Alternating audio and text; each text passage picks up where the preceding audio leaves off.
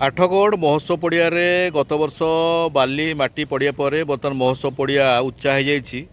महोत्सव पड़िया निकट में ये हूँ एनएसी विजु पट्टनायक कल्याण मंडपर ये हूँ पाचेरी। कल्याण मंडप पाचेरी जो उच्चार थिला बर्तमान दबी जाइए। बर्तमान एटी पुणी आज माप आरंभ है। पाचेरी को आहरी उठाहब। उठाला 3 फुट कि 4 फुट उठाला ऊपर 4 फुट जाक बर्तमान ग्रिल लगे जहाँ जनापड़ी एटी कि बोधे टेंडर होती कि बिना टेंडर काम होमको तो जाना नहीं, किंतु एठी बर्तमान लोक मैंने आसी मापिबा आरंभ कले।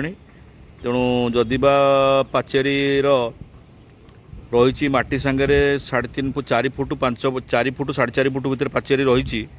तेणु आउपर निहाती कम आउ 2 फुट कि 3 फुट पाचेरी उठिला तापर ग्रिल लगे।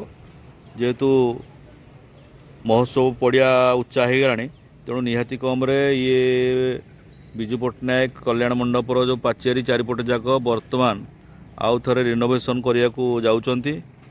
तेणु ये सरकार बदलला पर ये महोत्सव पड़ियार माटी पड़ी बाली पड़ी मंडप उच्चा कर गोटे घर कर किंतु जेकोसी प्रकार बर्तमान एक जो सरकार जो सब अनुदान आसूची से अनुदान को किपरि भाव में काम हम ये बर्तमान आउ थे उच्चा करा जाउची।